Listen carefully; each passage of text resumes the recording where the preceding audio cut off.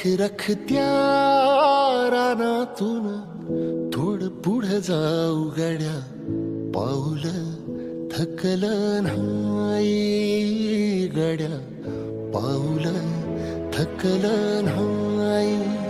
सुकलेल्या भाकरीला पानसंग खाऊ गड्या, पाऊल थकलं नाही गड्या, पाऊल थकलं नाही. झालो बरबाद जरी बसला घाव उरी, कलेची आग सार जाळून विजाईना.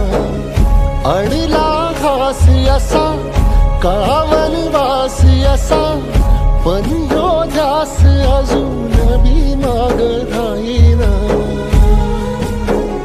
फिरला त्यो वासा घर फिरलं नाही गड्या, पाऊल थकलं नाही. व्यसनमुक्तीत एवढे आशीर्वाद घेऊन आम्ही ह्या लेवलला जर पोहोचलो असेल तर जर वृद्धाश्रम मधले आशीर्वाद मिळवले तर आपण कुठंपर्यंत जाऊ शकतो. कागल साहेबांनी चालवून दाखवलं आणि ते चालवून दाखवल्यानंतर त्यांना एक धाडस आली, वृद्धाश्रम सुद्धा चालू शकते. सर्वप्रथम सर्वांना आजच्या या प्रजासत्ताक दिनाच्या खूप खूप शुभेच्छा.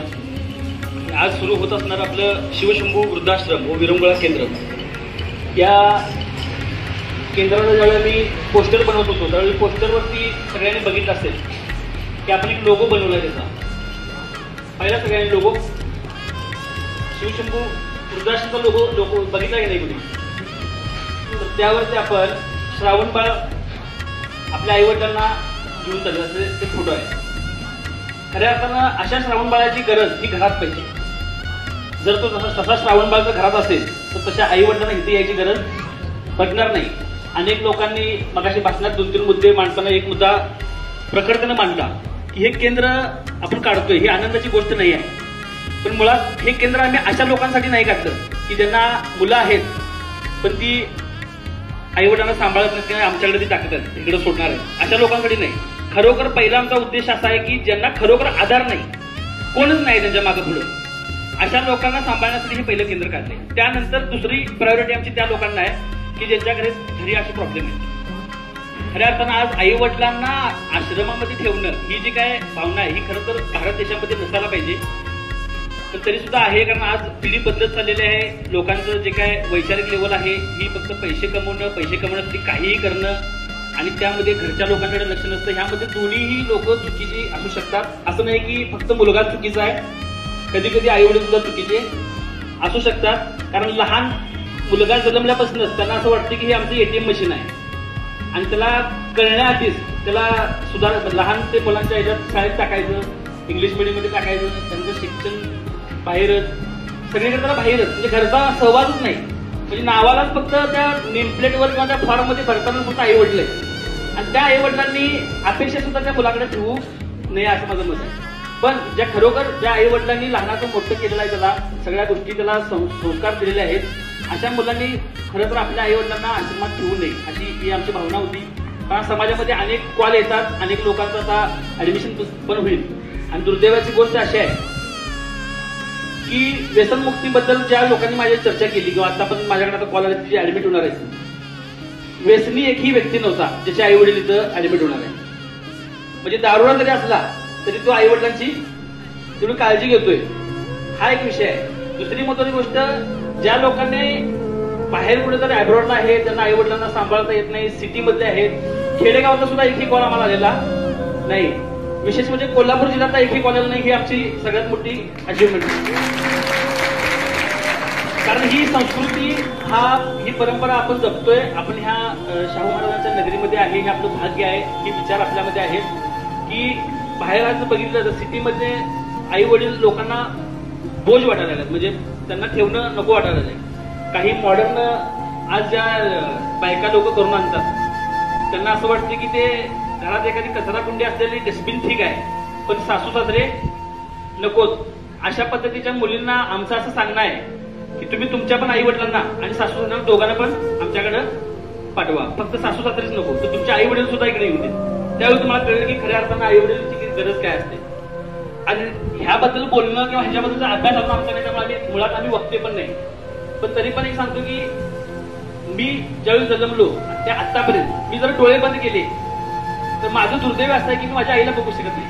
कारण मी लहानपणात आमची आई वारली, मी तिचा चेहरा अजून पण आठवत नाही.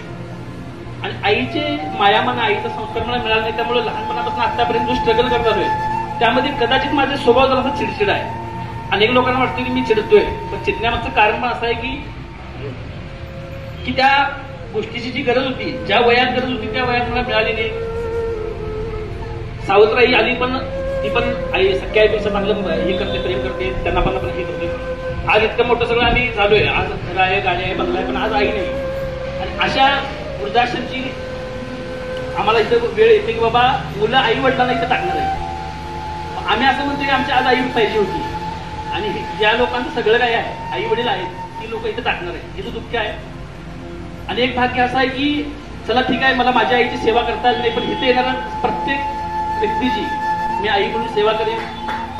अनेक लोकांनी जे काही डोनेशन स्वरूपामध्ये आर्थिक मदत केली असेल, काही लोकांनी धान्याच्या स्वरूपात मदत केली आहे, काही लोकांनी कपड्याच्या ब्लँकेटमध्ये जी काय मदत केलेली आहे, तर मी माझ्याकडून माझं पूर्ण आयुष्य ह्या केंद्रासाठी देणार आहे.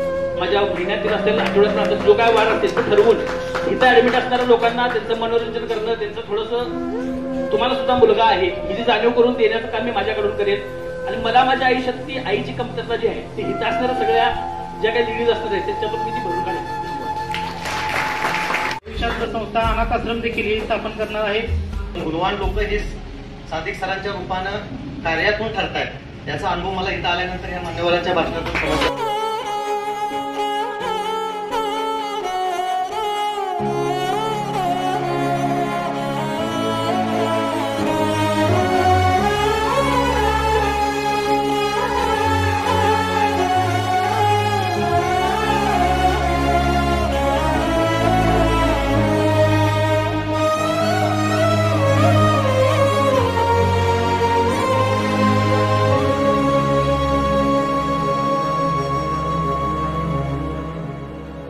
काळ रात आली तरी पडलंस पान, डोळ्यामंदी पाणी तरी गळ्यामंदी गाणं.